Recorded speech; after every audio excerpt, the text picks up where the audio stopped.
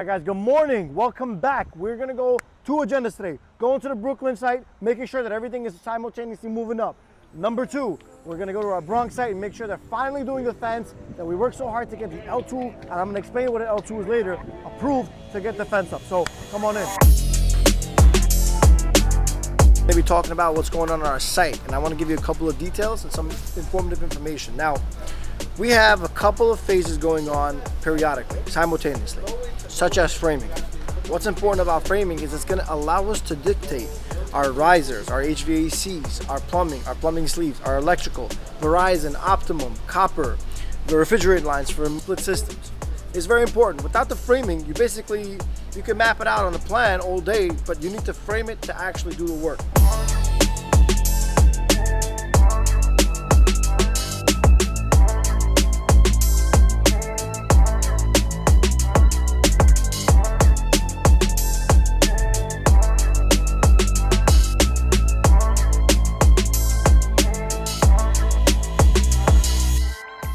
Something that I've learned in my experience is when you walk these apartments, pay attention to soffits and coves, because that is usually where you can fit all of those lines through.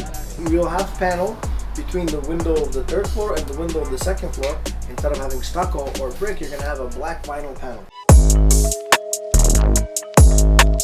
We're here in the Bronx. Now, this episode is directly correlating with the first step of physical construction on a new development site. Now, all of the pre-planning, architectural, mechanical, electrical, plumbing, structural engineering plans have already been in motion, processed.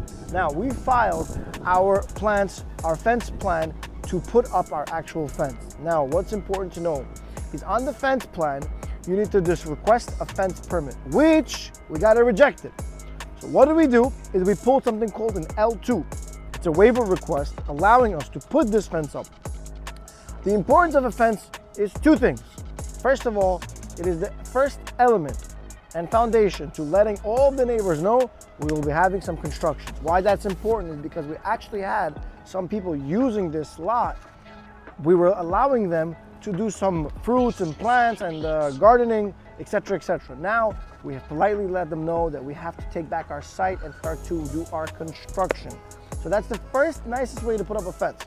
All right, now there are a couple of challenges, such as abandoned cars.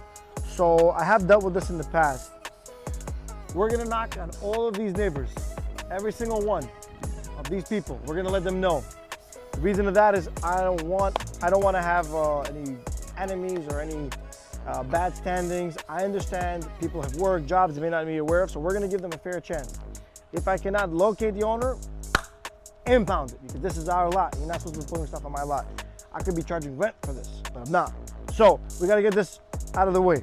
All right, guys, so now everyone's asking what type of a plywood. In one of our episodes on Instagram, which I want to reflect back to, we discussed scaffolding and the grade of the plywood. Now, the plywood is also known as a CDX plywood. C and D being the grade. C in the front and D is the grade in the back. It's a grading system. The X is the material that is what's holding them together, almost like a glue. Now, the stronger you put the fence together, the better. Most people, they don't like to do these footings. They like to cheap out on them. These footings, you gotta go down, guys, 3 feet, because in the winter, it's gonna get really shaky, and water's gonna make it like moisture, and it always takes away from the integrity. The better you do the fence, the more it's going to last through the construction. Now, the goal is to have this fence all the way till the facade's complete. That is from this point, maybe 6-7 months out. Even though we're gonna be moving quick, you still have certain processes in place. And I don't wanna have to spend time, money, or refiling on a fence when I could have done it the right way. So do it right the first time. And by the way, I've had sites where I've cheaped out in the beginning and I've had to come redo them. So I've learned from experience that these footings, they need to be spaced a certain amount of feet away from one another. They need to go deep enough, and the actual cross bracing on the back needs to be done.